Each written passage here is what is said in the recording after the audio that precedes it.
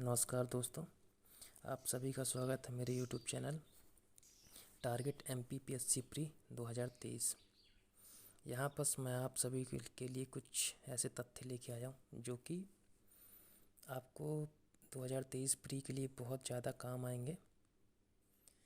चलिए, या फिर मैं ये बोल सकता हूँ कि आप लोगों के लिए कम से कम मैंने 6 क्वेश्चन लेके आया हूँ जो कि 100% आएंगे। अगर मेरे तरीके से आप पढ़ लेते हैं तो 6 से 7 क्वेश्चन आपको एज ए गिफ्ट के रूप में मिल जाएंगे। चलिए, अब यहाँ मेरे पास अभी लास्ट 10 ईयर के क्वेश्चन पेपर हैं MPPSC प्री के। ये 2021 का है, 2020 का है, 2019 का है, पूरे सेट ए है। ठीक है, मैं सिर्फ अभी 3 क्वेश्चन पेपर की बात करूँगा। अगर मैं पूरों की बात करूँगा तो फिर वीडियो बहुत ज़्यादा लंबी हो जाएगी।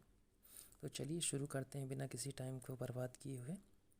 जो मैं आप लोग को बताना चाहता हूँ, मैं आपको ये बताना चाहता हूँ कि पिछले 2 साल में लगभग 6 क्वेश्चन रिपीट हुए हैं पिछले 2 साल के क्वेश्चन पेपर से जो इस साल आया है। तो मैं आपको दिखाता हूँ। जो पहला क्वेश्चन है हमारा, MP का लिंगानुपात कितना है, कम है या ज़्यादा है, जो कि क्वेश्चन नंबर 21 में आया है इस बार सेट ए के।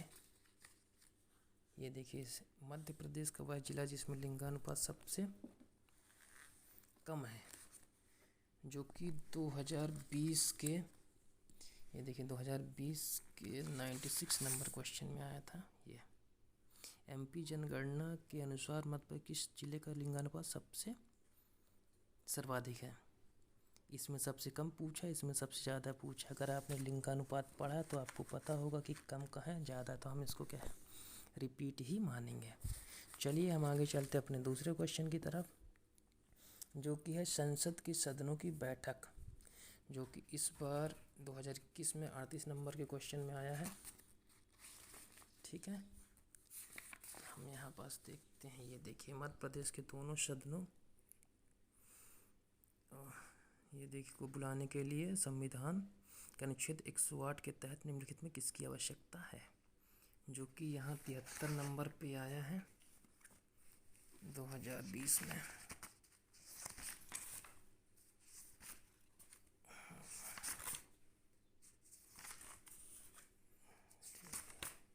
ये देखिए, दिख रहा है आपको, यहाँ 38 नंबर पे आया है और यहाँ निम्नलिखित में से कौन सी व्यक्ति भारत के संविधान के अनुच्छेद 108 के अंतर्गत दोनों सदनों की नियुक्ति संयुक्त बैठक आहूत करने की सूचना के संबंध में उचित है, या फिर यहाँ आवश्यकता है। दोनों का आशय राष्ट्रपति से ही है। क्वेश्चन को हल्का सा घुमाया है लेकिन सेम क्वेश्चन है। चलिए हम चलते हैं अपने अगले क्वेश्चन की तरफ, जो कि है भारत का निर्वाचन आयोग, जो कि इस बार 2021 में 58 नंबर पे है सेट ए में। हम चलते हैं 58 ये,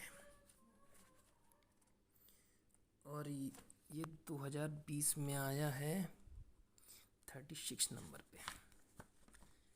तो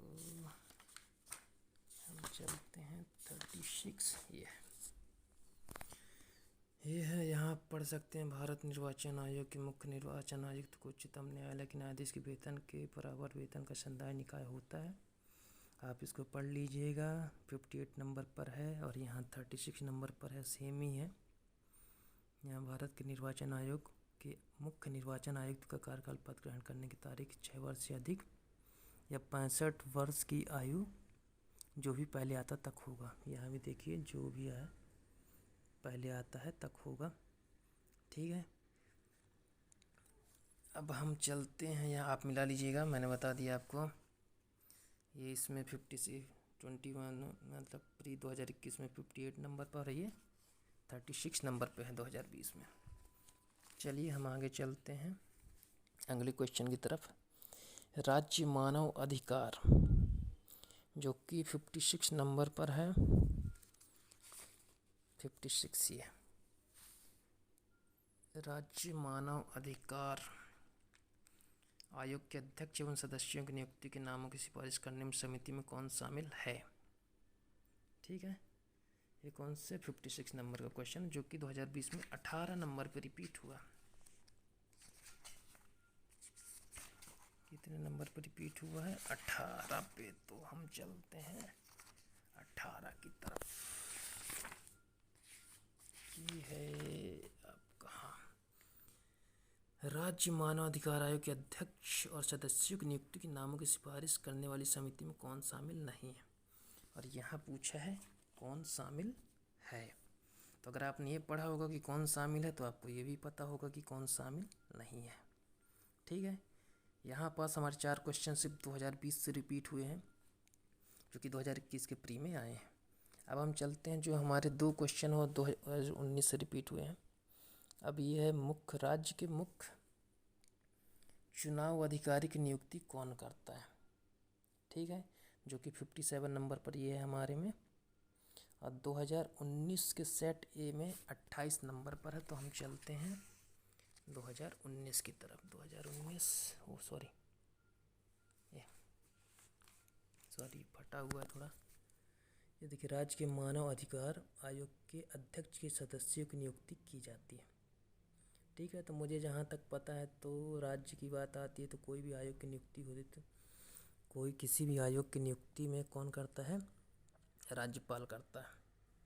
ठीक है, ये हो गया हमारा 5वां क्वेश्चन। अब हम चलते हैं अपने नेक्स्ट क्वेश्चन की तरफ, जो कि है एमपी का कौन सा हवाई अड्डा क्रियाशील है, जो कि 82 नंबर पर है। देखते हैं, चलिए 82। हाँ, ये निम्नलिखित में से कौन सा हवाई अड्डा अंतर्राष्ट्रीय हवाई अड्डा नहीं है?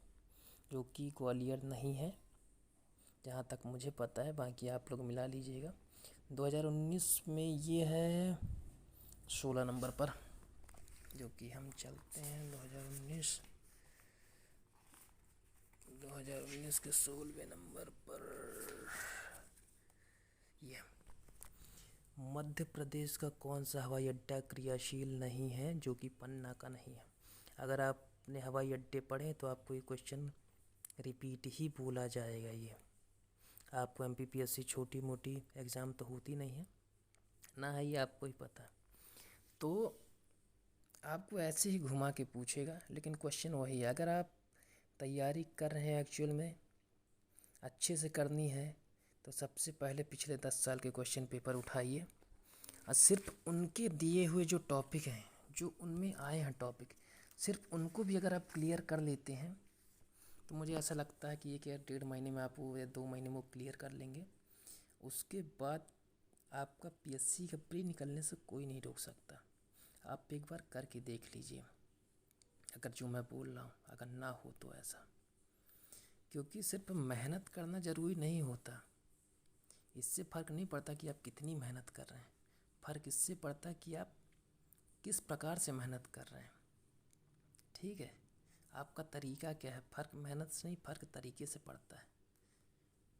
जो कि बहुत फेमस एक डायलॉग भी है कि अगर मेहनत करने से पैसे आते या कुछ होता तो गधे सबसे ज़्यादा अमीर होते, है ना।